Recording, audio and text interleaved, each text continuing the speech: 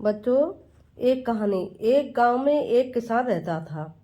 उसने दो जानवर पाल रखे थे, एक गधा और एक बकरा। गधा बहुत मेहनती था। वह प्रतिदिन खेतों से लेकर बाजार तक बोझ ढोता, चाहे धूप हो या बारिश। गधा बिना शिकायत किए अपने मालिक का काम करता।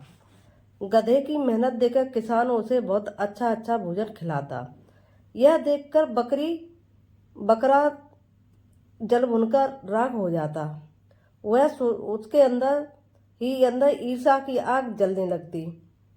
तो वह बकरा सोचने लगा कि मैं गधे को मालिक की नज़र से कैसे गिराऊं। उसने इसके लिए एक चाल चली। एक दिन बकरे ने गधे से कहा, भाई, मैं तो मालिक की कृपा से हंसता हूँ और मुझे तो खुला छोड़ रखा है। जहाँ मन किया उधर चला जाता हूँ, लेकिन तुम बेकार ही मालिक के लिए जान तोड़ मेहनत करते हो।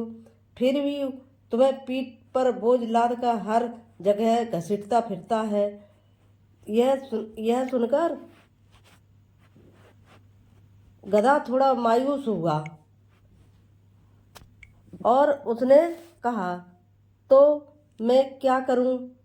बुरा तो मुझे भी लगता है। बकरे ने चालाकी से कहा, उपाय है। क्यों न तुम एक दिन बीमार होने का बहाना बना लो, किसी गड्ढे में गिर पड़ो और फिर आराम से कुछ दिन तक बैठकर खाओ। मालिक को तो लगना चाहिए कि तुम कमजोर हो गए हो, बीमार हो गए हो। गधा सीधा साधा सरल स्वभाव का था। उसने बकरे की बातों में आकर एक दिन योजना के अनुसार गड्ढे में गिर गया और गड्ढे में गिरकर जोर जोर से चिल्लाने लगा। गिरने से सचमुच वह घायल हो गया। उसके पैरों में मोच आ गई और शरीर पर खरोंचें आ गईं। मालिक ने डॉक्टर को बुलाया। डॉक्टर ने कहा कि गंभीर चोटें आई हैं, इसे कुछ दिन के लिए आराम की ज़रूरत है। साथ ही उसके घाव पर बकरे की चर्बी की मालिश करनी होगी, तभी यह जल्दी ठीक हो पाएगा।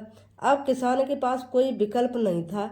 उसने जैसे ही बकरे की ओर देखा और छुरी उठाई, बकरे के होश उड़ गए। वह बुरी तरह डर गया और रोते रोते कहने लगा, हाय, मैंने तो केवल चालाकी की थी। मैंने तो सोचा था गधे को मुश्किल में डालकर खुद फायदा उठाऊंगा और मैं खुद ही फंस गया।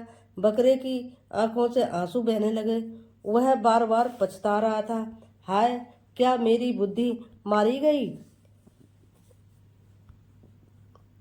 शिक्षा बच्चों, इससे क्या मिलती है कि जो दूसरों के लिए चाल चलता है वह स्वयं ही जाल में फंस जाता है। ईर्ष्या और छल का परिणाम हमेशा बुरा ही होता है।